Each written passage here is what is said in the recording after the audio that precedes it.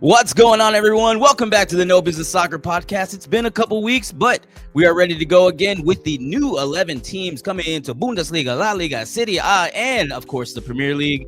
And we are ready to get into it. So, Snooze, kick us off. Let's dig in.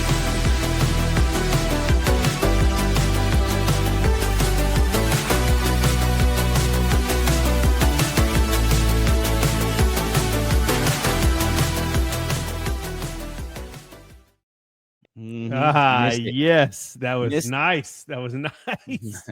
Hey, I got to say real quick before we get started, we just had to ad-lib that, and my boy Hype Man Vic comes through with the energy every time, so we got to love it. Like you said, welcome back. It feels like it's been forever. Of course, we got the full fam here today. I'm your host, Snooze. We got Danny P on the ones and twos, and of course, we have that rhymed. That was pretty cool. Brainiac right. J-Fam in the back as well, but nobody cares about us. They all care about Hype Man Vic. What you sipping on, dog? Well, guess what today is, Snooze? I'll give you one guess. July 4th. No. That was a horrible guess. Terrible guess. That was the worst guess I could have guessed. It is July 24th, but it is also National Tequila Day. So we are drinking some just straight up tequila today. And this is one of my favorite sipping tequilas that we have. It's Fortaleza Reposado. And it's a little bit of a heavy pour there, but it should be good. And of course, you have this rich agave that Fortaleza is known for, a little bit of pepper spice on there, some citrus. And then, of course, the Reposado means it was aged in a barrel. So you got a little bit of caramel in there, a little bit of vanilla in there. It's absolutely wonderful. And to celebrate National Tequila Day, everyone's liking and subscribing the video. That's crazy. It's what a great day. So go ahead and just do that as well while you're here listening to me ramble on while I cheers you. And appreciate spending some time with us. And cheers. Boom. I like that clank right there. And today's episode, like I mentioned, we're talking about the 11 teams. We did this before last summer, but we talked about all the clubs. Frankly, it was a lot of work, and we had a lot of stuff to do for many weeks. But this time around, we're not going to be talking about the details of all the clubs that have been there. You already know all that. We're talking about the teams that are coming in. It's kind of like freshman orientation for the teams that are coming into these leagues around Europe that we cover. And we'll be talking about all the main information as far as the club nicknames, coach, founding dates, location, history of them in their respective leagues in Europe, key players, everything, odds, all of that stuff. We'll be going through all of it and trying to get through it with enough time to get you home for dinner. Actually, funny enough, we do have my boy Hot Man Vic over here. He's trying to go see Fantastic Four, so we're going to get him out of here so he can go see that movie. Okay. All right, be quick, guys. I promise. So with that said, I don't think there's any more paperwork to do unless let's go to the Austin FC Minute. Boots on the ground. Let's do it. Boom.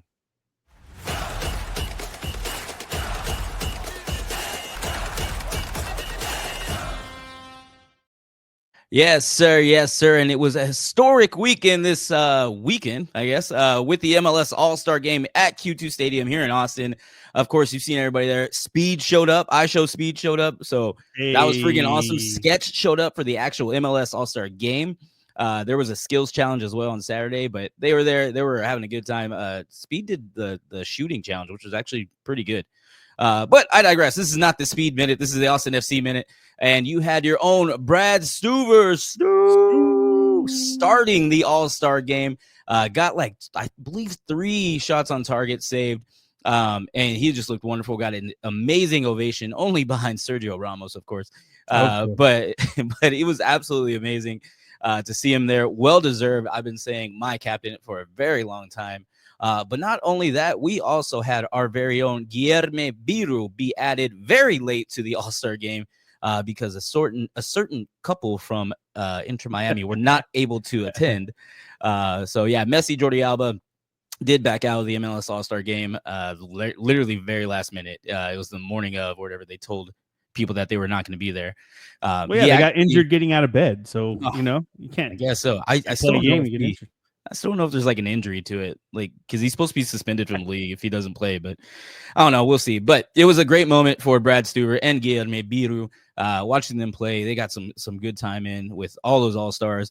And it kind of got rough for a little bit too, because of course it is still Liga MX. They play some very physical football out there, and it was pretty awesome to watch. But had a beer with my bros here, watched some soccer, all-star soccer, and had a damn good time. And next time we play at Q2 Stadium will be Houston, August 9th. We do have a game before then, but I forgot when it was. I forgot exactly when it was, but it's going to be a little bit it's going to be a couple of weeks until we go back to Q2 Stadium, but we can't wait to see them again. I'm excited. Okay. I know we couldn't start without talking about that because we were just there last night. Fun time. The only thing that wasn't fun is that our seats, we have a seat to sit on, and usually there's wind blowing.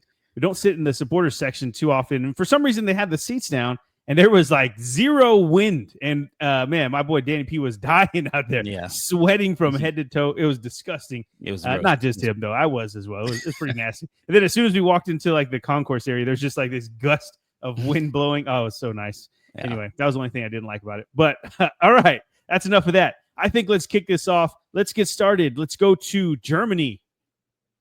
All right, let's do it.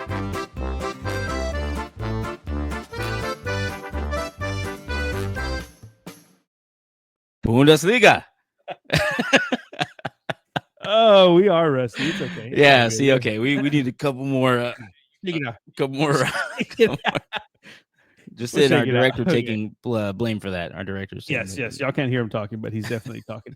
Okay, so the first team that we're going to talk about, we have two teams that are coming up because again, the third team was like I think it was called Elversborg, something like that. They played Heidenheim and Heidenheim won. So Heidenheim is the team that didn't get relegated, but the third team that would have been had they lost. So we have two teams that are coming up from the Bundesliga 2, and that is FC Köln and Hamburger SV. So we'll start. There you go. FC Köln is the team we'll talk about first.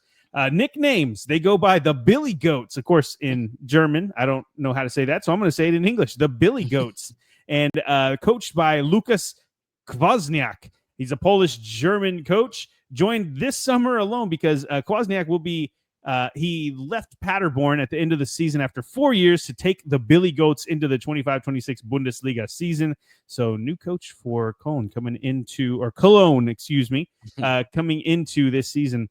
And this team, not a new team. They've been around for a while. They got a decent-sized city, stadium, everything, founded in 1948.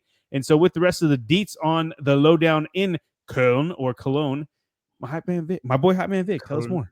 Cologne, yes. Well, Cologne, as you've been saying, is in Cologne, Germany. Cologne, Germany has a population of about 1,070,000 people, reaching or getting over the 1 million mark.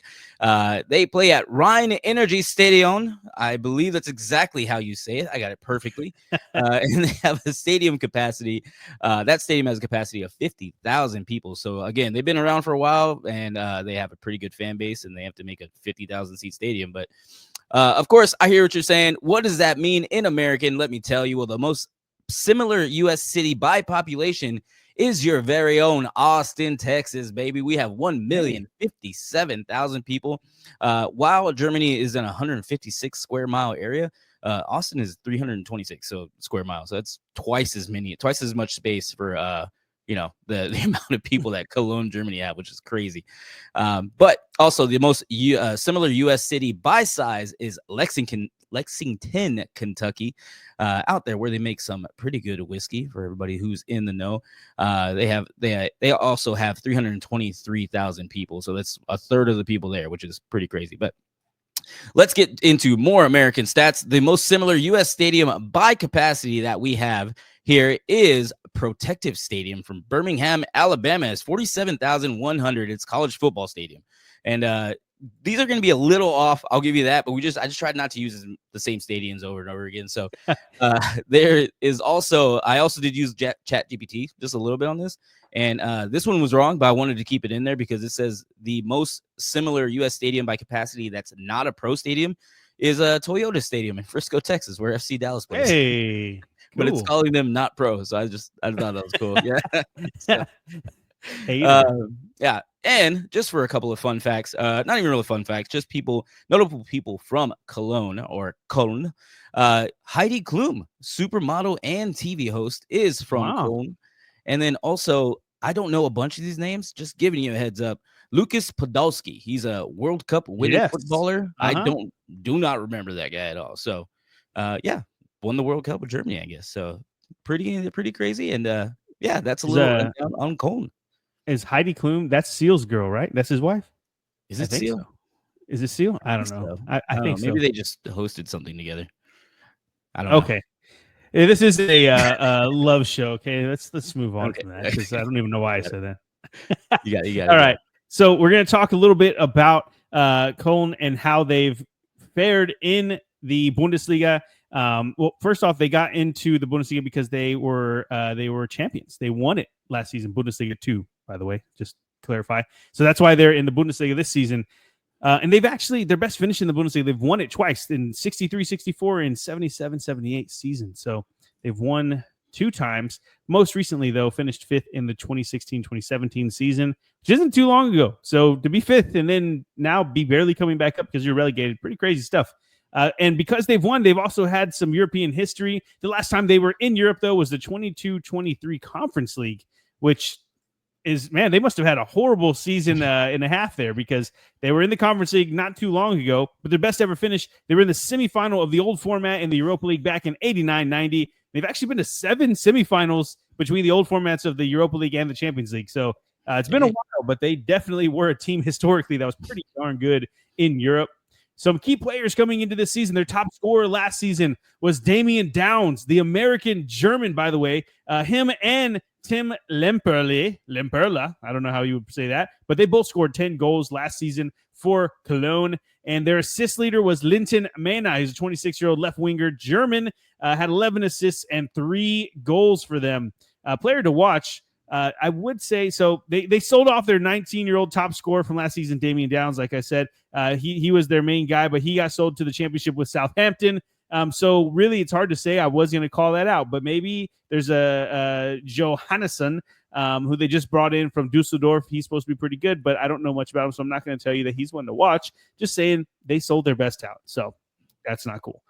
Vic, where do their odds lead after all of that said? Yes, well, the newly promoted Cologne don't have the best odds, but if you are a fan and you want to spend $100, it's hard to beat these kind of odds if you win, because they are to win the Bundesliga, not finish, but just to win the Bundesliga. They are plus 50,000 odds, and we would have a couple more from you. We might have some more in the near future whenever the season starts. We want to get you some like top 4, some relegated odds, but right now, just to win, they are at a plus 50,000. Not a good start. Would you make that bet, Snooze? No, not that they're going to win the Bundesliga. And I think what the odds tell us is that they're one of 5 teams that have a plus 50,000 odds to win the Bundesliga, which means that they're pretty much in a group fighting for those relegation places, and that's how they have them, unlike another team we'll talk about here in just a moment. Okay. So as we just talked about, they sold off their top scorer, Damian Downs, to Southampton. They bring in Isaac Johannesson, like I mentioned. And then they also have Ragnar, I think it's Ake. Ake is how I'd say that. Yeah, it looks like Ake, but it's probably Ake. But he is coming in from FC Kaiserslautern. And they brought him in, and he was actually one of the top scorers in the Bundesliga 2 last season. So maybe he's going to do some damage in the Bundesliga as well with Cologne. We'll find out. But losing your top scorer, not a good look. So word on the street for this team, though. Like I mentioned, they're clumped into the bottom 5 teams. So as far as odds go, Heidenheim, Cologne, Augsburg, St. Pauli, and Hoffenheim all have about the same odds to be relegated, essentially, is what that means. And I don't know if they're particularly better than any of those teams on paper, but 2 have to go down. So you think about we'll talk about these coming up in our later episodes, but how Heidenheim, Augsburg, St. Pauli, Hoffenheim, how they did last season. Are Cologne better? I think if you think about it, Double H, as I call it, Heidenheim, they barely survived. Hoffenheim and St. Pauli didn't win any of their last 5 matches, and Augsburg lost 4 straight to close out the season. So I think, can they outpace 2 of those teams? Maybe yes. I don't think they have the worst odds to do that. So that's what I'd put. The word on the street that everything that I'm looking at makes me believe that they're probably a team that people believe can outpace 2 of those teams. What 2 you're going to probably ask, and I don't know the answer to that.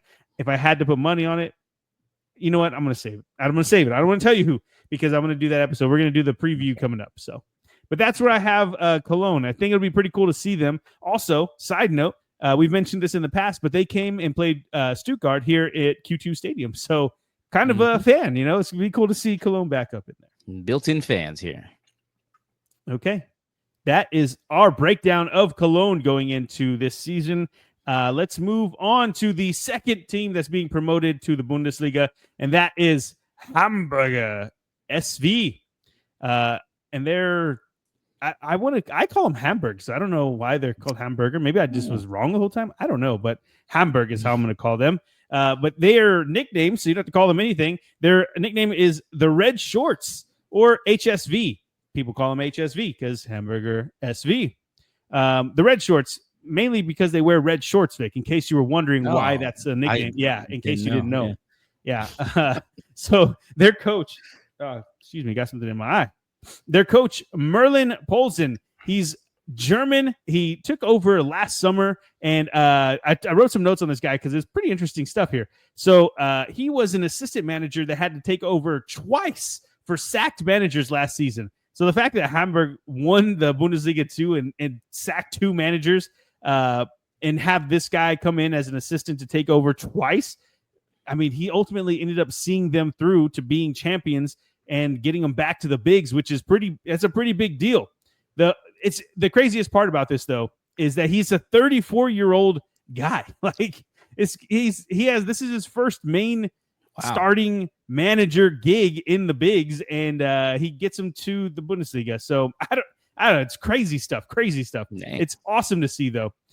This team, again, one of the blue bloods, if you will. They are founded in 1919, and there's a whole bunch that I want to talk about the city, or that my boy wants to talk about the city. So, Vic, take it. Yes, sir. Hamburger SV are in Hamburg, Germany, which has a population of 1.8 million people, huge city, all covering 292 square miles. And Hamburger plays in Volkspark Stadion. Is it Stadion or is it Volkspark Stadion? I think Stadion is how they say Stadion. I need to get better at that. But brush up on your German. Yeah, I'm falling behind. I'm sorry, guys. They play at Volkspark Stadion, which has about a 57,000 people capacity.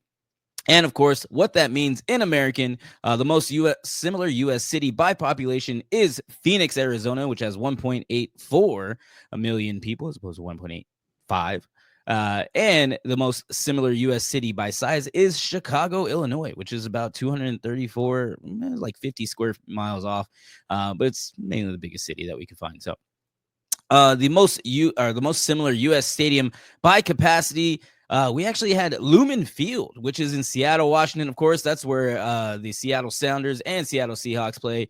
That has a capacity of 68,740. And the non-pro stadium they have is Nissan Stadium. I just left this one on here too, because that's where Danny P's Tennessee Titans play.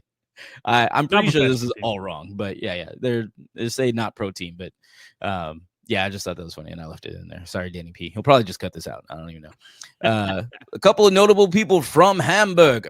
Angela Merkel, former chancellor of Germany, was actually from Hamburg. And then Helene Fischer. She is a popular German pop singer. I don't really know these people, but if you're listening to this preview, you might know who these people are. So let us know down in the comments who Helene Fischer is. What should we go listen to? She's a pop singer. And yeah, we'll give it a listen, and yeah, we'll go from there. So maybe we can ask her to use her music on the outro, you know? Probably could. She would definitely do that, I think. So. But yeah, that's what we have as a rundown for Hamburger. Back to you, Snooze. What do you got for us? So last season, as I mentioned, they were so Hamburg. They were actually I said it wrong a second ago. They're runners up to Cologne. Cologne won Bundesliga 2.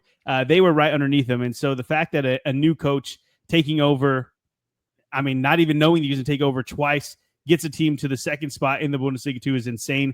Their best ever finish in the Bundesliga. They've won the German top flight 6 times. Most recently was 82-83, which recently, right? It's not really that recent.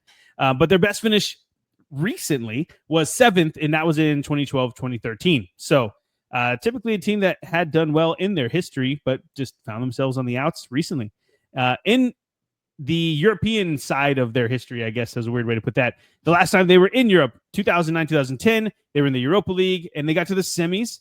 Best ever finish. They've won 4 European championships. Most recent was in the 07-08 Intertoto Cup, which we've talked about a lot last summer, and I guess that's a thing. Not a thing anymore, but it was a thing. So some key players real quick. Top scorer was Davy Selke. He's 30-year-old center forward, German, 22 goals last season. Their assist leader, Jean-Luc Dombe. Oh, Dombe, 29-year-old French left winger, had 14 assists and 9 goals. Dude was balling last season for Hamburg. And the player to watch for them going into the season, this is the all-time German name right here, Ransford Königsdorfer, age 23, center forward. He's a Ghanaian German. He scored 14 goals and 3 assists, 23 years old too. So again, dude with the all-time absolute most German-sounding name. He bagged a crap ton of goals for them. He's really good from what I can see. I saw a couple highlights what I watched. Looks really sharp on the ball, quick. So I'm looking forward to see if he can do it in the bigs inside the Bundesliga. Because if he can, maybe they have better odds. But for right now, I don't know what those odds are. So Vic, tell us where they see them ending the season. Yeah, so real quick, for that really, really German name, he's also Ghanaian.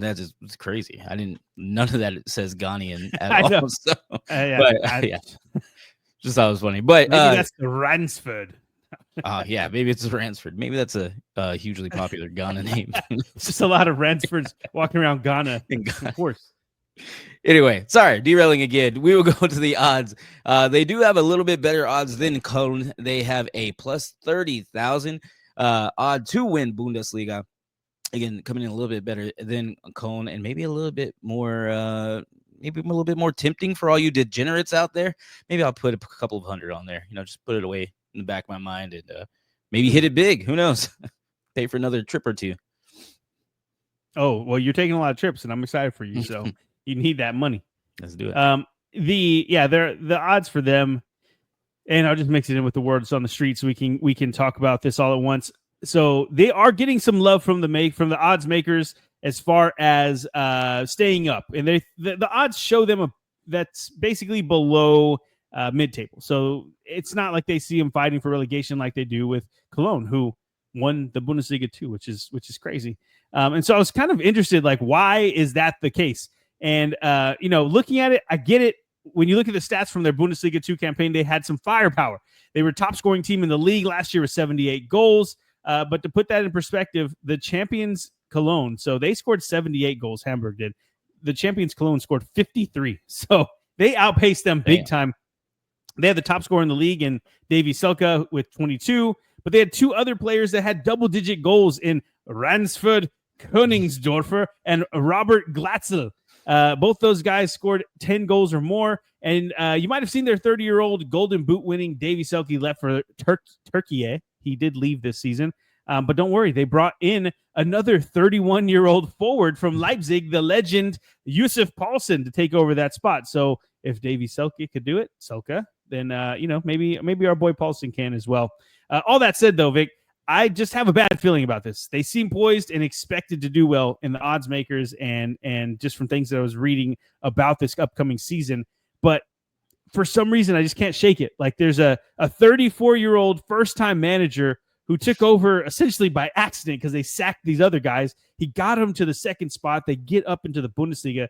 I can see bad results starting to stack up at the beginning of the season, and this guy starts to feel the pressure, and maybe all of that stuff you start to see cracks in this team. And I don't know. I mean, the thing I will call out, though, is because even though I don't think that they're going to be as good of a team in the Bundesliga as the odds are showing, I take it with a grain of salt, because I also said the same song and dance with Freiburg last season with their coach who had never coached before. And then you saw how that turned out. They get almost into the Champions League. So, but if I had to put money, I don't think I would be having Hamburg as a team that's mid-table or above 6 other teams in the Bundesliga.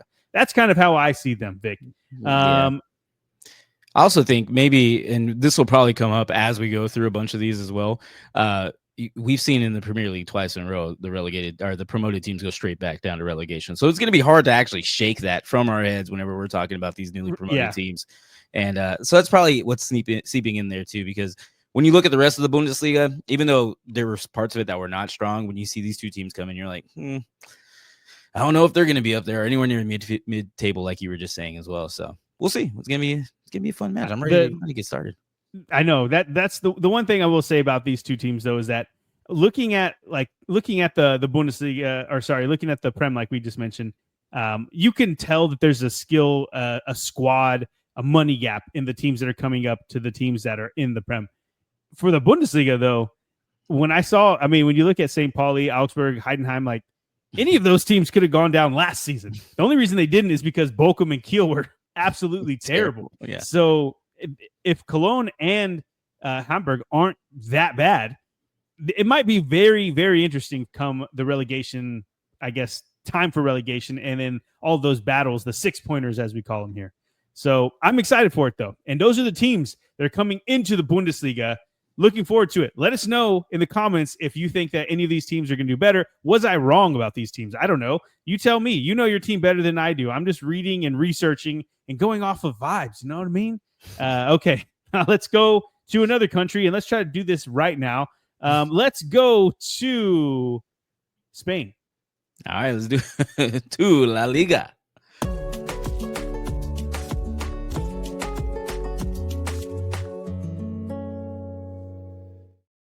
Hey, we figured it out. Yeah. Yay. We're back. We're going to try to speed these along so you don't have a hour-long episode about teams that you don't know. But you're going to know them after this, so let's do this. First off, we have Levante. Levante, they go by, which is actually a pretty cool nickname, the Granotes. They're the Frogs. And they also go by Los Azulgranas. So, I'm going to be calling them the Frogs this season. That's like the thing. We're going to take over. Although their crest has a bat on it. Anyways. Their coach, Julian Calero, he's Spanish. He's been there since 2024. So basically his last season was his first season. And in his first season in charge, he led Levante back into the first division after a 3-year stint in La Liga 2, whatever one you call it. They were founded in 1909, and they are a team that is pretty familiar if you've watched La Liga. So Vic, tell us more about where they're from and their stadium and all that jazz. Yes, well, Levante, which I will probably be calling Levantete every once in a while, is actually in Valencia, Spain. We have a Valencia team in there already, or they're gone now, but we did have a Valencia team. And the Valencia has a population of 792,492, covering 52 square miles, very, very packed in. And they play at Estadi Ciutat de Valencia. Did I say that right? Ciutat. Ciudad is how you say, but that's like, but there's like Valencian. Yeah, I don't know. Anyway, but that stadium capacity has 26,354 people it could fit inside of it. And of course, Victor, what is this? Hype man Vic, what does this mean in American? Well, the most similar U.S. city by population is Seattle, Washington, with 787,000 people, although that does cover 142 square miles as opposed to the 52 square miles that Valencia, Spain covers, which is crazy. And the most similar U.S. city just by size is Atlanta, Georgia, which also covers 52 square miles. And the most similar U.S. stadium that we have by capacity is TQL Stadium. They host the Cincinnati or FC Cincinnati. They have 26,000 people that they can fit in TQL Stadium. And the closest non-pro stadium that they have is the Lynn Family Stadium. This is in Louisville, Kentucky. This is like a USL, and also I think some high school teams play there, like high school football teams play there. It's pretty crazy. But a couple of notable people from Valencia, and I don't really know these people, but hopefully you do if you know this team. Santiago Calatrava, renowned architect known for futuristic designs worldwide, is from Valencia. And also Blas Canto, a pop singer who represented Spain in Eurovision in 2021. So if you know anything about Blas Canto, any of his music, put it down below. We'll give it a listen, and we'll talk about it a little bit. That's my boy. Yeah. Anything you want to add on that one, Stu? No. Other than I need to listen to these artists that are coming up. So yeah, I'm curious. Okay, well, let's jump through this. Last season, Levante won La Liga 2. Best ever finish was 6th in 2011-2012. In Europe, they last time they were there was the Europa League in 2012-2013 season, and they got to the round of 16 and then got knocked out. Key players from last season, Jose Luis Morales and Roger Brugge, both scored 11 goals and 4 assists. Funny enough, the same exact numbers. Assists leader was Carlos Alvarez. He's a Spanish right winger, 21 years old, had 11 assists and 7 goals. So dude is balling out. And actually, Carlos Alvarez will be your player to watch for Levante next season. Like I mentioned, 21 years old. He played all 42 of the games. Yeah, 42 games in La Liga 2 last season. 18 goal contributions after having just 5 the year before. So he's obviously on the come up, and I'm interested to see how he does it in La Liga. Vic, where does that leave us in the odds for Levante next season? Yes. We got a couple more odds for this one. Levantate the odds to win are plus 100,000, which are pretty bad. But again, with all these newly promoted teams, they're going to get the short end of the stick almost every time. Obviously, their odds just to finish within the top 4 are plus 6,400, so maybe a little bit more friendly enough for you to go and place a bet. And the best odds they have, unfortunately, are the odds to be relegated, which are at a plus 140. And I might take that bet. That might be pretty good for me to do. Would you take that bet, Snooze? Probably. I mean, I gotta take some money somewhere. Let's do it. Maybe call the bookie. There we go. Get him on the phone. And speaking of bookies, like you just mentioned, they're going to be battling it out, and that's what they have them battling out in relegation. Only Elche and Oviedo have worse odds to be relegated. And as you know, there's 3 teams that are being relegated every season. So it's hard to judge the squads because I haven't seen enough of them to know if they're closest to a team that's going to be going down, or if they are a team that's going to be going down. But I think what I can say, though, is that based off of what I've seen, it tells me that they expect Girona and Sevilla, who finished towards the bottom of the table in La Liga last season, and Alaves, to kind of take a step up. And so that would kind of leave Espanyol, who barely squeaked by. Maybe they go down and they can get crept up on. I don't know the word for by Levante. So I don't know. If you like, I do like Levante's odds to stay up. If you like them, maybe put some money on them too. They're not the worst team looking at all of the data, all of the info that we have. Some of the teams in La Liga were not good last season, so I think Levante could definitely be one of the ones that stays up. And if I was picking one of the teams that's coming in, maybe they would be the one. So there you go. That's my answer. Okay, now let's move on to the next team. That is going to be Elche. Elche, nickname the green striped ones, the ones from Elche. That's Las Franjiverdes and the Ilicitanos in Spanish. Their coach, Eder Sarabia, Spanish. He's been there since, last season was his first season, so it's 2024. And this is only his second stint as a head coach / manager, whatever you want to call him. And he's always been with teams in the second division until now. So it's going to be interesting to see how he does it. They were founded in 1923, and Vic's going to tell us more. Yes, sir. Elche CF R. I don't know what CF stands for, but are in Elche, Spain. Elche, Spain has a population of 234,765, all covering 126 square miles. Elche play in Estadio Manuel Martínez Valero, which is awesome to say, with a stadium capacity of 31,388, about that many. But of course, what does that mean in American? Well, the most similar U.S. city by population is Irving, Texas, where the old Dallas Cowboys used to play. Cowboy Stadium in Irving, Texas. But that is across 69 square miles, so a little bit more compact in Irving. And the most similar U.S. city by size is Little Rock, Arkansas. Not a lot of people know about that, but it's 122 square miles as opposed to the 126 in Elche, Spain. And the most similar U.S. stadium by capacity is the Alamo Dome in San Antonio. Alamo Dome has 35,000 people. It's a multi-purpose stadium, obviously, and holds just about as much as Elche or the Estadio Manuel Martínez Valero Stadium. That's great. Yeah. The closest non-pro stadium is Huntington Bank Stadium. This is in Toledo, Ohio. This is where Toledo plays. They have 28,000 people that they can fit in that stadium. And that is a college football stadium that we have here in America, in case you're watching from overseas. The notable people from Elche. Again, I don't really know these names, but it's Ruth Lorenzo. He's a singer and composer known for the X Factor UK and Eurovision. Might be a woman as well. I don't know. Ruth can be both. But Ruth, they are a singer and composer. Yeah.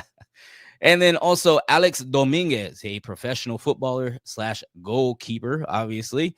I do not know where he played at. So if you know, please let us know down in the comments where he played at. We can go search some film and get our producers to get some highlights, right? Right, producers? Throw it up in there. Boom. Yeah, they said yeah. They said yes. Okay. Well, moving on to some of the history for them, they finished. The reason they are in the bigs, as I call them this season, they finished second in La Liga 2, gaining automatic promotion, and their best ever finish in La Liga is fifth in the 63-64 season. Most recently, though, they were 13th back in 21-22, so they don't do typically very good when they're there. Elche have never played in Europe, and last season, their top goal scorer was Morad El Ghazouani. I think how you say it. 27-year-old Moroccan center forward. He had 9 goals for them. Assist leader was Hossan. He's 35-year-old Spanish right winger, 9 assists and 4 goals. That just makes my knees hurt seeing how old he is. Player to watch for them. They're a bit of an older squad, so I'm going to leave this one up to you guys. If you watch this podcast and you're a fan of Elche, let us know who we need to be paying attention to. And so I'm interested to see what their odds are, Vic. Tell me what's going on with them. Yes, well, Elche have the same odds to win La Liga as Levante earlier, with a plus 100,000. So, if you have 100,000 or $100 to just place along the sides, it could sprout and be 100,000 for you maybe later on. To finish in the top 4, it is at a plus 6,500, and then to be relegated, their best odds that they have a plus 120 to be relegated. So not very friendly, but maybe for your pocket it is a little bit more friendlier to make a bet on that. I might take that one. 120. That's pretty close. Who knows? Why not? But do we have any arrivals, departures on Elche here? Not really notable. I mean, they lost a couple of people that played for them last season. Most notably, Fernandez Mercado went to New York City FC actually. So $8 million, not a bad move. But the word on the street for them, though. Odds have them going down. This is getting out fast. Based on the squad on paper, I'm not sure I disagree with that. They have plans for a massive stadium renovation starting this year, and maybe that hope fills them up and helps them get past. But it's going to be hard. It's going to be an outside chance of them staying up. Other than that, I got nothing. I don't think they stay up. Okay, let's move right along to Real Oviedo. And Oviedo, I thought at first when I read their nickname, it said Cabrones. It does not. It says Carballones. They also go by the Blues, Los Azules, and their supporters are the Oviedistas. Coach Veljico. This is a tough one, man. He's from Serbia. But my boy VP. And he's been coaching them. He just started this summer. When I say just started, like March 26th, he was hired on. He took over in the spring after the sacked Javier Calleja helped shepherd Oviedo to the La Liga by winning promotion playoff final. And they were founded in 1926, and I don't know a lot about Oviedo, so Vic, tell me more. Well, Real Oviedo play in Oviedo. I keep putting an L in there. Oviedo, Spain. That has a population of 216,600 people, all covering a 72 square mile area. They play in Estadio Carlos Tartieri. I believe that's how you say it. And it has a capacity of 30,500 people. And of course, Hype Man Vic, what does that mean in American? Well, the most similar U.S. city by population is Glendale, Arizona, with 217,000 people. And that's actually a little bit smaller. It's 55 square miles as opposed to Oviedo, which is 72 square miles. And the most popular or the most similar U.S. city by size is Worcester, Massachusetts, which is also 72 square miles.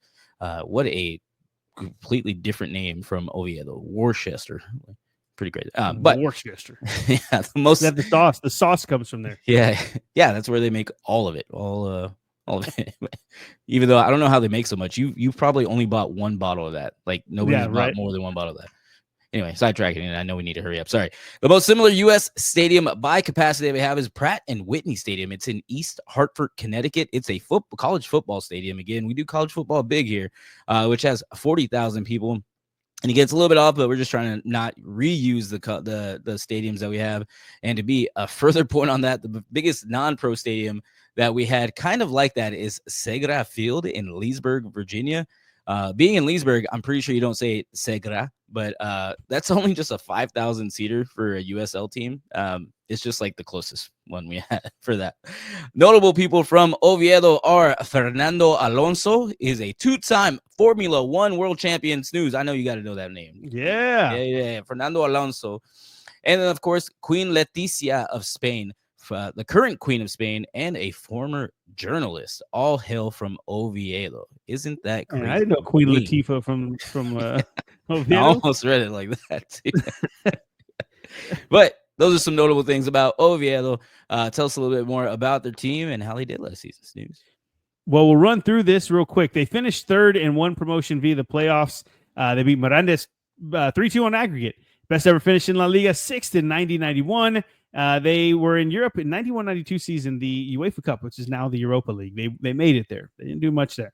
Key players from last season, El Mao. He's Brazilian, so he's that wow sound. 27-year-old center forward scored 14 goals and 4 assists for them.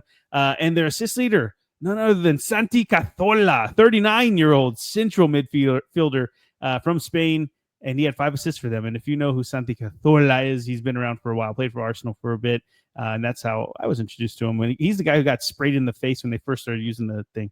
Anyway, all right, player to watch. Again, hard to say for this one as well because Santi Cazorla, how could you not say him? He's 40, he's killing it. Let's go. That's the player to watch for next season. Okay, let's get those odds in, Vic. Well, again, the odds to win La Liga are a plus 100,000, tied with Elche and Levante. So again, maybe something to put your money away on. But the odds to finish top 4 are also at a plus 6,500. And don't worry, they are favorites for something, and that is a minus 125 to be relegated, unfortunately, for Oviedo. But yeah, that's some pretty good money that you can earn there. At least get a little bit more money back. We'll see about that. What do you think? Yeah, Would you make that bet? I feel the same way. The odds makers, like you're saying, have them going straight down, and it was a very, very competitive La Liga 2 season last year, and Oviedo came out on top. But I mean, the fact that they didn't have a bad season, they won 3 straight, 4 of their last 5. But they lost their top goal scorer, the Brazilian I was just talking about, I don't know how to say that. He had double the amount of goals as the next guy on their team. They haven't really brought anybody else in. Something just tells me they were riding a high of gaining promotion. And Santi Cazorla doing it with his boyhood club, like they were on that high of getting him into La Liga before he retires. I don't think they stay there though. It's the first time in 24 years that they've been here, so it's kind of like, hey, we're happy to be here, and then they go back down. That's how I see them. Okay, that sounds very negative though. If you're a fan of Real Oviedo, that's my bad. Let's move right along. Let's go to Italy. Let's do it. To Serie A.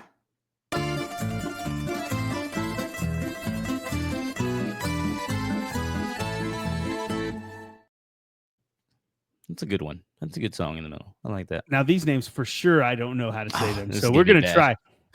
So we have first up Sassuolo Calcio. Is that? Yes. So someone will let us know if we got it wrong. But either way, they go by the Nero Verde. That's the black and the greens.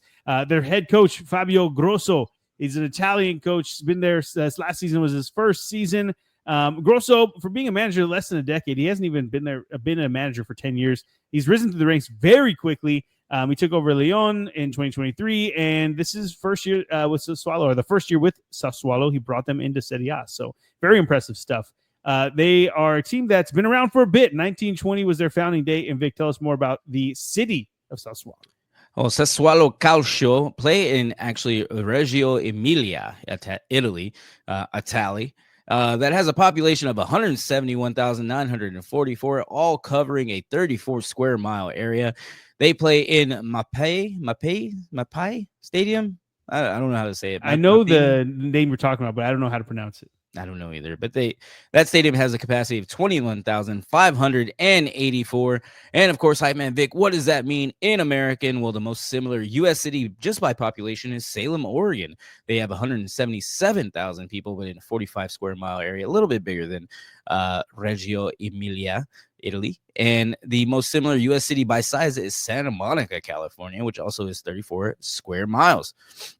The most similar U.S. stadium by capacity, the pro stadium we have, is our very own Q2 Stadium, which has 20,738 people that it could fit in it here in Austin, Texas. And the closest non-pro is Wild Horse Pass Stadium. It's in Chandler, Arizona. This is a little bit off, too. It can fit up to about 12,000 people, but it's a USL stadium. It's just the closest one that's not a pro one. So, notable people from, we're going to go with Reggio Emilia, is Ludovico Oriosto. a Renaissance poet. And with a name like that, definitely a Renaissance poet or something like that. And also Roberto Carpi, which is a former footballer and coach. If you know about Roberto or Carpi, please let us know in the comments down below. Where did he play? Where did he do? Did he do anything cool? Any cool bicycle kicks? Did he get sprayed in the face? We'd love to know and talk to you guys down in the comments section below.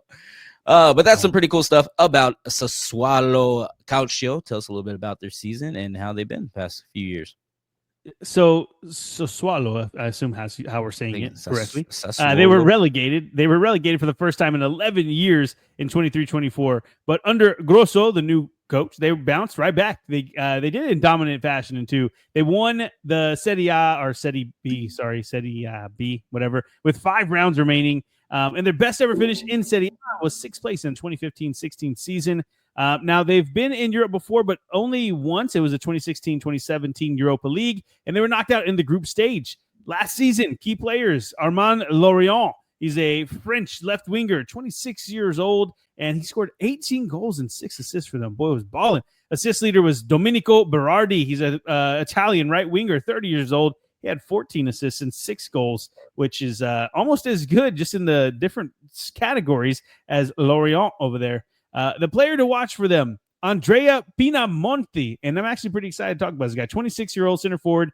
It was on loan at Genoa last season, and he scored 10 goals and an assist for them. He was Genoa's top goal scorer by a mile in Serie A, and his parent club, Sassuolo, were down in Serie B, however you say it. And he's back in Serie A now with his club, and it's going to be fun if he stays. There's rumors that he can go because obviously he outgrew the team last season, but he's now with the team that's in Serie A. So I'm interested to see how Pinamonti does. I saw a couple of the highlights that he had, and I remember the name from watching it week in and week out last season. So I'm actually really excited, and I feel pretty good about Sassuolo's chances if he stays. So Vic, where do the odds have him? Well, you feel good about the chances, but the odds makers don't even give them any chance to win the Serie A. There are no odds right now. We'll try to get them updated and give you some odds to win the actual Serie A. But to finish in the top 4, they are at a plus 5,000 just to finish in the top 4 going on to the Champions League. But to be relegated, we also don't have odds of that, but they are ahead of Parma, Lecce, Verona, Pisa, and Cremonese. They all had worse odds for the top 4, which means, they're not at the very bottom, at least for Sassuolo Calcio. I don't know how I'm going to keep saying that, but I'm pretty sure that was pretty good. But anything else you want to add to that, or are we going to do some comings and goings, as you say? Oh, yes. No, not a lot to talk about on that end as far as the rivals' departures. Nothing of note. Obviously, that's rude to the people that have come and gone, but still, there's nothing of note. The word on the street, though, so looking at the odds, like we were saying, I think because of the teams that they have better odds than to win, you can kind of guess where the bookies are saying. And they're saying they're going to finish about mid-table, which is crazy for a team that just came up. I don't know if they're going to pull Como like they did last season. If you remember, Como came their first season in forever in Serie A, and they just dominated. I don't know if Sassuolo is that team, but they're pretty talented. Like I just told you about Pinamonti, if he's ended up being something, and Lorient, if he's staying and he's doing his thing still, and they can do it inside of the Serie A, it could be a great season.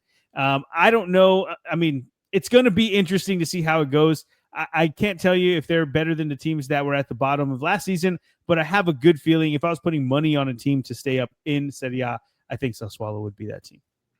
Okay, let's move on to Pisa SC. And this one, they go by the Black and Blue, so the Nerazzurri. Their coach, Alberto Gilardino, he's Italian. He joined just this summer, and he was brought in after Filippo Inzaghi's, and yes, that's Inzaghi, like the guy who just left Inter. The release clause was paid for him by Citigroup, who owned Palermo. So if you didn't know that managers have release clauses, neither did I. But apparently they liked him enough to take him back to the second division, Serie B, however you want to call it. But yeah, he basically was really good with this team, Pisa. They get promoted, and then they pay his release clause, take him back down. So interesting stuff. If I was him, I'd be kind of pissed. If I was the team, I'd be kind of pissed. That's so weird. How did the coach have a release clause? Anyway, they were founded in 1909, and I think we've all heard of Pisa, but Vic, tell us more. Yeah, well, Pisa has a population of 90,488, covering a 71 square mile area. Pretty far, few and far in between people. Pretty spread out as well. They play in Arena Garibaldi, which has a stadium capacity of a measly 10,000, and I think that's where the list started, was at 10,000 for American stadiums, which is insane. But well, of course, Hype Man Vic, what does that mean in American? Well, the most similar U.S. city by population is San Leandro, California, which has 91,000 people. That only covers 15 square miles as opposed to the 71 square miles that Pisa has. And the most similar U.S. city by size is Fort Collins, Colorado. They also cover a 71 square mile area. And the most similar U.S. stadium by capacity, again, these are all tiny stadiums because we hardly made anything that only holds 10,000 people. There's a college soccer stadium is in San Diego, California, called Torero Stadium, and that only holds 6,000. But again, that was one of the closest ones. And the closest non-pro stadium is Breese Stevens Field in Madison, Wisconsin, that holds 5,000. That is a USL team's stadium that they have there. Notable people from Pisa is Galileo Galilei, father of modern science. Everybody knows Galileo, I think. And of course, Andrea Bocelli. Did I say that? Andrea Bocelli? Yeah. The world famous tenor singer. And yeah, they definitely got some history in Pisa. And that was fun to read up on, by the way. Just Pisa. I did a little day trip when we went to Italy, and it was nice. It was nice, but I digress. This is not a travel podcast. We will go ahead and move on. Snooze, tell us a little bit about Pisa, their history, and what maybe we can expect from them this year. You didn't even talk about the Leaning Tower. I'm disappointed. All right. So everybody knows that. So Pisa, last season, they were runners-up in the second division. I don't know how to say be in Italian, so we're say that. They got promoted to Serie A for the first time since the 1990-91 season, so it's been a long time. They haven't had a ton of history in Serie A, so it's hard to say. It looks like their best finish was 12th in the 82 season. In Europe, 1988 and 89 was the last time they were there, and they won the Mitropa Coppa twice, which is apparently something that happened. I don't know. Can tell you more.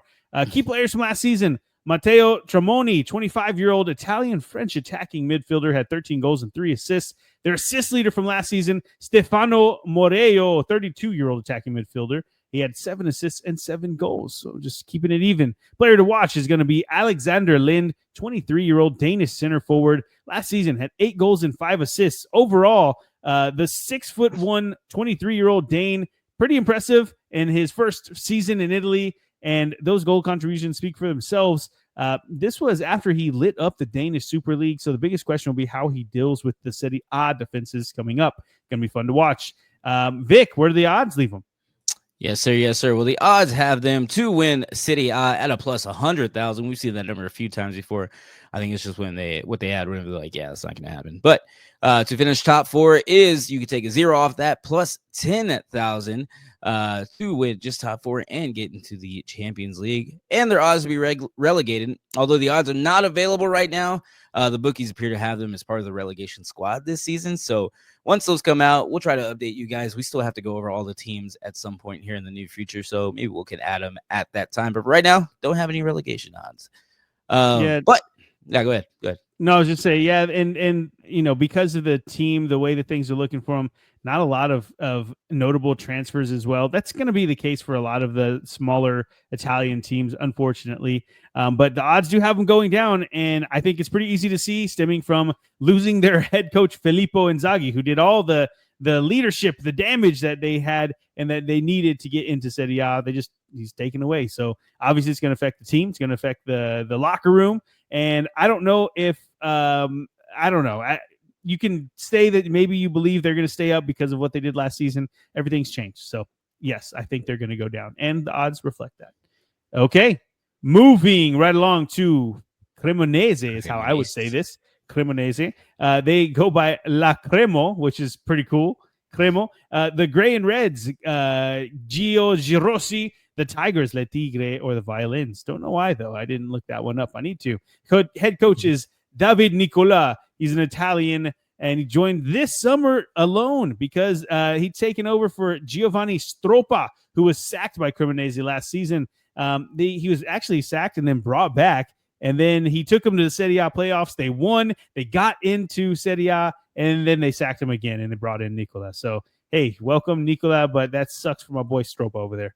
This team founded in 1903, and I actually had never heard of Cremona, so I'm interested in hearing more, Vic. Yeah, well, US Cremonese play in Cremona, Italy, which has a population of 72,046, all covering a 27 square mile area. They play in the Stadio Giovanni Zini, which has a capacity of about 20,641. And of course, Hype Man Vic, what does that mean in American? Well, the most similar U.S. city by population is Redondo Beach, which has 72,000 people in California, but this just covers a 6 square mile area. So they are packed in there, Redondo Beach, my Lord. The most similar U.S. city by size is Mount Vernon, New York, which also covers a 27 square mile area.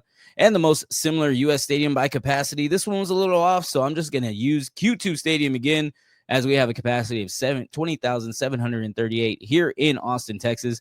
And then the most similar U.S. stadium by capacity that is not a pro team is Heart Health Park in Sacramento, California. This is a USL squad, and it's only about 12,000 people, sometimes 13,000 if they really squeeze in very hard. But yeah, not it's probably the closest one we could find. And yeah, it's another just USL team. The most notable people from Cremona is Antonio Stradivari, which is a legendary violin maker. Maybe that's why they are called the Violins. I don't know. Who knows? Hey. And then, yeah, we gotta look into the violin culture there. There's something going on, you know what I mean? And then also Gianluca Vialli. I'm pretty sure that's what it is, but he is a former footballer again and manager. If you know anything about Gianluca Vialli, let me know if I'm saying his name right down in the comments and how good he did. Did he play for your team? What did he do? We'd love to hear from you guys. But Snooze, anything you want to add to that, or do you want to go on to maybe some word on the street, comings and goings? Let me know. No, I think we're good there. What I will say is that the way they got into Serie A, they were in the Serie A and they got relegated to Serie, the second division. I'm going to leave that out there for 2 seasons, and they get in by winning the playoffs, like we mentioned a little bit earlier, against Spezia. So their best ever finish in Serie A, though, is 10th in 1993-1994. They were in the 1993 Anglo-Italian Cup in Europe, and their top scorer last season, Franco Vasquez, 36-year-old attacking midfielder from Argentina, 9 goals and 3 assists. Assist leader is Jadi Ven. Oh, this is a tough one. I think these are Belgian names. It's tough to say. 29-year-old left winger. He's my boy Jari. 13 assists and 4 goals. Players to watch. Again, this one I'm going to leave it up to the fans because some of these teams are tough to call. Vic, where do their odds leave us? Yeah, so we've seen these odds before. Their odds to win Serie A are plus 100,000. Their odds just to finish in the top 4 and get to the Champions League is at a plus 10,000. And of course, with Serie A, we don't have the actual odds to be relegated, but looks like they have the second best odds just behind Pisa. And we will see once those numbers come out. We'll get them over to you guys. Yeah, and there's again, we're gonna, if there's anything crazy, we'll let you know. But what I will say is that bookies have them going down. Odds, like we just talking about going down, I honestly don't have a ton to add to that. That's where I kind of see them. What I will say though is that their team was very well balanced. Goals and assists were distributed pretty well. There wasn't one person that stood out. They didn't, like, it's not like they're going to lose a person and then not have goals. Everyone contributed kind of the same. And so there wasn't a big outlier. And in that sense, it's kind of cool. Their team is very evenly distributed, and maybe that helps them be, kind of just mid-table. I don't know. Maybe that's all I got. Again, different coach, different system, maybe different results, better league. I think they probably get relegated. How about that? Okay. That's enough of that. Let's move on to the final league, the teams that we've probably all heard of before, and that is in England. Vic? Let's do it. To the Prem.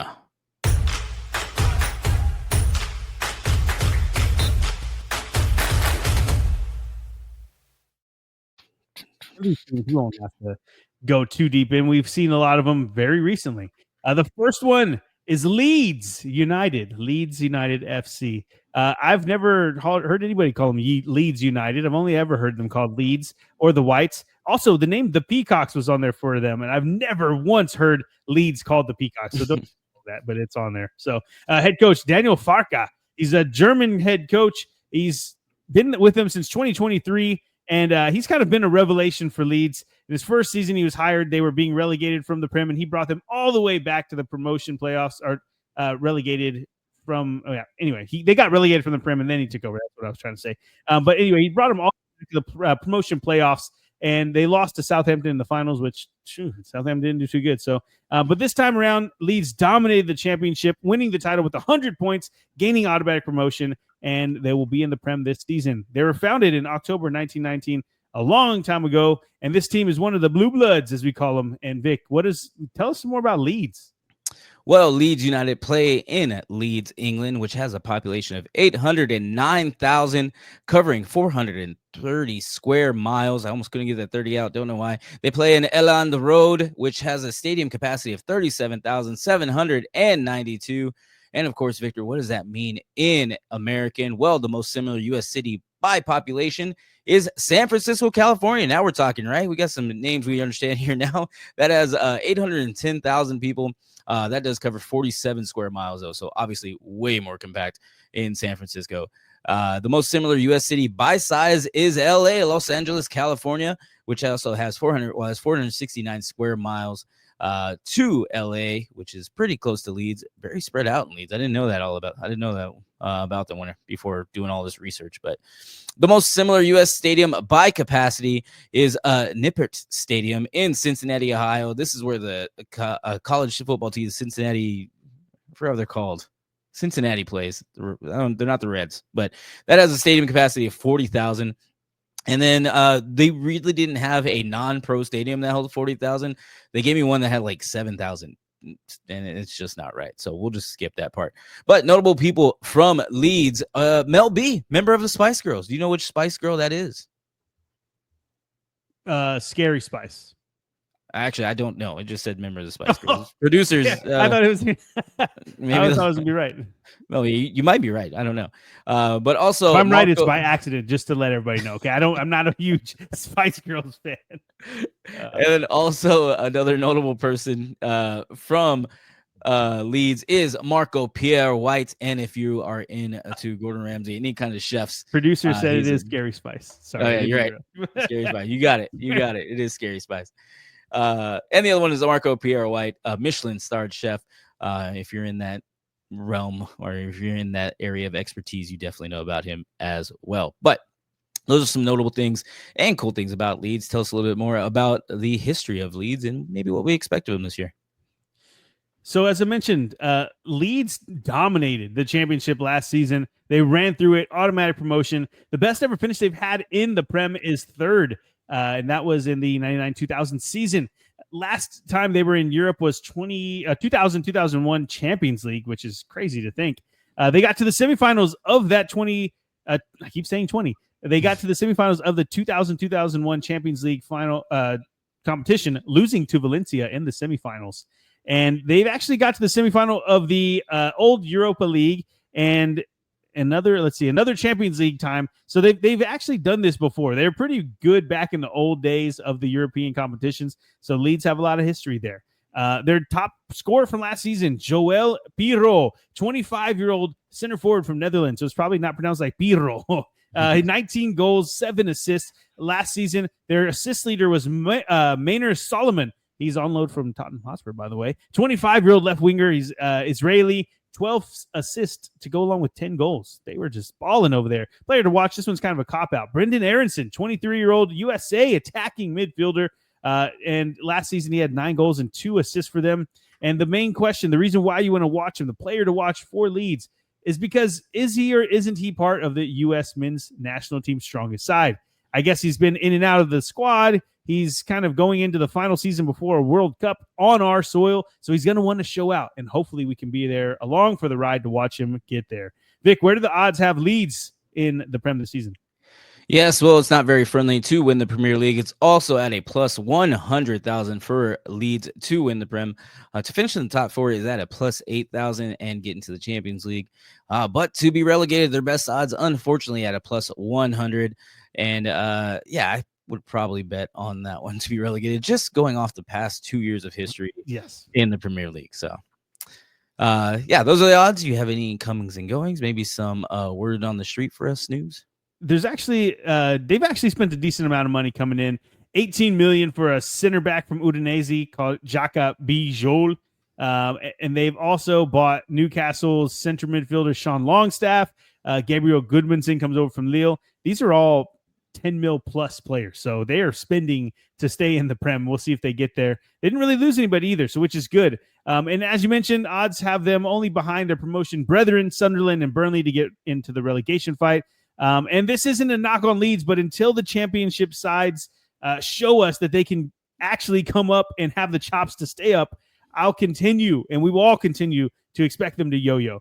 Leeds, they kind of seem different from the teams of the past, like Luton, Sheffield, Burnley, Ipswich, etc., because they're a massive club in England and always seem to have momentum on their side. They always seem like a team that everybody's poised to get behind, and they're going to stay up for a bit. And they stayed up for a couple seasons last time they came up. So I don't know if that's actually true or if it's just because every time they show Ellen Road, which is their stadium, it's going off and they're having prime matchups all the time. But, you know, word on the street, though, is if they're going to stay up or not. And if you look at the 17 clubs and decide who they're going to be better than, I don't know which ones those are, because that's going to be talking about you'd expect West Ham, Spurs, and Manchester United to do better, and they were at the bottom of the table last season, Spurs specifically 17th. So if you're talking about Wolves, maybe that's the one you want to talk about. I don't know. It's hard to call, Vic. Do you see them staying up, and are you kind of on the same pattern as me? Like, until I see it, I'm not gonna call it. Yeah, I think I'm on that same pattern, and it sucks because I think just because we watch the Prem the most, almost any promoted team, newly promoted team, I'm like, nah, I don't think you're gonna do it. And I don't know. Hopefully they can at least break up the sort of continuous promotion and relegation that everybody's been doing, because we want to see some new teams in here. We want to get some new blood and you know, get some other stuff going on here. Plus, you know, Wrexham might be in Premier League next year. Who knows? I was wondering what the plus was. Okay, that's what it is. Yeah, we'll see. All right. Well, that's it for Leeds. Let's move right along to Burnley FC, nicknamed the Clarets. The head coach is Scott Parker. He's a English coach, been there since 2024, so last season was his first season. Scott Parker, last seen in England with Bournemouth, and he was with Fulham before that. He led both clubs to the Premier League promotion and then promptly was sacked because he couldn't cut it in the Prem. So it doesn't bode well for him at Burnley, but he took over at Burnley when Vincent Kompany left for Bayern. And in his first shot, got them back to the Prem. So we'll see how they do. Burnley, actually, I thought that Leeds might be a bigger club, a club with more history. But Burnley was founded in 1882. And Vic, tell us more about that. The city, the culture. Yeah. Well, Burnley FC play in Burnley, England, which has 94,342 people in it, all covering a 43 square mile area. They play in Turf Moor, which has 21,944 seats. For the Burnleyans there. Yeah, Burnleyans, sure. But of course, Vic, what does this mean in American? Well, the most similar U.S. city by population is Napa, California, which has 94,000 people in it, all covering just 15 square miles as opposed to Burnley's 43 square miles. And the most similar U.S. city by size is our very own Galveston, Texas, which has 41 square miles as opposed to the 43 square miles in Burnley. The most similar U.S. stadium by capacity, the pro one that we have, is Red Bull Arena, which has 25,000 seats in it. This is actually an MLS stadium that we have. And the closest non-pro stadium is a Warner Park. It's from New England, but it only has like 9,000. It's a USL stadium. I don't think that's very right, but, you know, it's there. But notable people from Burnley is the one and only Sir Ian McKellen, the famous actor from The Lord of the Rings and, of course, X-Men. And then this is a little bit of trivia for you, Snooze, here. The other notable person from Burnley is Jimmy Anderson, England's leading test wicket taker. Snooze, what is a wicket taker? I don't know. What is that a sport? What is a wicket? What are you talking about? It has something to do with cricket. I don't know. Someone was cricket and bowling. I don't exactly know. But yeah, he's England's leading test wicket taker. Apparently, it's I feel like if you told me that, I would strike want to them punch out. you in the face. Like, what you call me? Call me a wicket taker? I'll punch you in the face with that. But those are some notable people from Burnley and a couple of fun facts about Burnley. Snooze, tell us a little bit about Burnley's previous history and maybe what we expect from this year. So I have to talk about, I have a little synopsis that I found of their 2024-25 season in the championship. And it's really good. It tells you kind of how the team did and why, I guess, the odds maybe not reflected. We'll talk about that here in a second. But just why the vibes are better for Burnley this time around. Because they finished second in the championship and were promoted in the Prem under their first attempt for Scott Parker. We talked about it a second ago. But so the reason why it was impressive, though, they went on a 33-match unbeaten run in the championship. They conceded just 16 goals in 46 matches in the championship, setting up the best defensive record in English league history. They also kept a record 30 clean sheets and never conceded more than one goal in any fixture. They became the first side to reach a 3-figure points total in the same division and not win it, essentially, because they also had 100 points, but Leeds went up on the goal differential. So, I mean, yes, Leeds dominated, but so did Burnley, just in different ways. And that's why it's kind of interesting to see where they are. They finished, their best ever finish in the Prem is 7th, and that was in the 2017-2018 season. In Europe, they were in there one time, 2018-2019 Europa League qualifiers. That's besides it. They didn't make it in. Their top goal scorer from last season was Josh Brownhill, 29-year-old English central midfielder, 18 goals and 6 assists. And their assist leader, Jaden Anthony, who was on loan from Bournemouth, is a left winger, English, 25-year-old, 7 assists and 8 goals. The player to watch for them, though, one Luca Coglioscio, I think that's how you say it, 20-year-old right winger. He's Italian, American, and Canadian. Apparently, he can play for all of those teams. But this guy, so I was kind of reading some stuff online, checking out some posts and highlights. But the reason why he's a player to watch, he's a young player, immensely talented, got a lot of potential. Everything they all these buzzwords we always hear. But the rumors are that Bayern Munich are considering him as a transfer target. So that's really what you want to hear. If Bayern is coming for your guy, then you know that he has some talent on side. So, okay, Vic, where does that leave us in the odds category? Yes, well, the odds, stop me if you've heard of this before, to win the Premier League are at a plus 100,000. It's probably just a template that they put on all those that are like, yeah, you're not going to win it. But to finish in the top 4 and get into the Champions League, it's at a plus 20,000. But don't worry, they are favorites, just not in a good way. They are favorites to be relegated at a minus 280. So that might be some guaranteed money. I don't know. I would probably put 280 on that for Burnley. Who knows? Snooze, would you take that bet? I don't know. So based off of what I read earlier, their synopsis of how they kind of got through the championship, maybe because okay. Defense wins championships. I mean, they didn't win them a championship, but you know what I mean. Yeah, if Luca leaves, then probably that's guaranteed money. It's got to be probably guaranteed money for him. So yeah. Otherwise, okay. Tell us a little bit word on the street there, Snooze. Yeah, and they actually, I think they've spent more than Leeds coming into the Prem. They brought in a couple players. Most notably, we have I don't know how to say his name, Lom Chuana from Lazio, who played a bit part of our Lazio. But they also bring in Marcus Edwards, who was with them last season on loan, but they bring him over permanently from Sporting Lisbon. Okay, as far as how we feel about them, the odds, like we just said, I think they're right behind Sunderland. Like the odds don't have them staying up. And with Leeds, until I see it, I'm not going to believe it. But one thing that I will say is that if a team can do it, I think it's this way. I think it's being defensively sound and, hitting on the counter, stealing points from teams they shouldn't. And because of that, I feel like they might have the best odds because that just defensively, that's crazy to me. You can't be that good defensively in the second division and be terrible, right, at the top division. So that's where I'll leave that. My mind is telling me that they might have the best chance. Not that I think they will, just that they have the best odds, or in my head anyway. Okay. All right. Last team. Look, we have one more team to do, and then we'll get you out of here. Sunderland AFC, or just Sunderland. The Black Cats is what I've always heard them called. And I guess if you're from Sunderland, you're called a Mackem. The Mackems. I never heard that in my life, but apparently that's Mackems. Their coach, Regis Lebris, he's a French coach. He's been there. Last season was his first season. And Lebris was the man that got Sunderland back into the Prem after 8 seasons. There's a show about it. I think it's called Sunderland. I Love Sunderland. I don't know what it's called. There's a show. He's relatively new to the coaching manager scene, but he's been very impressive with Sunderland and Lorient in France. They have been around for a long time too. 1879, and I know they're arch rivals of Newcastle. So Vic, tell us more about Sunderland. Yeah, well, Sunderland AFC play in Sunderland, England, which has a population of 275,000 people covering 54 square miles. They play in the Stadium of Light. What a great name, which has a capacity of about 49,000 people.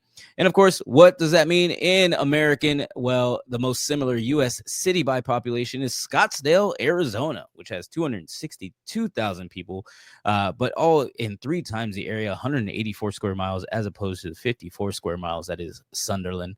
The most similar U.S. city by size is Minneapolis, Minnesota, which is also 54 square miles.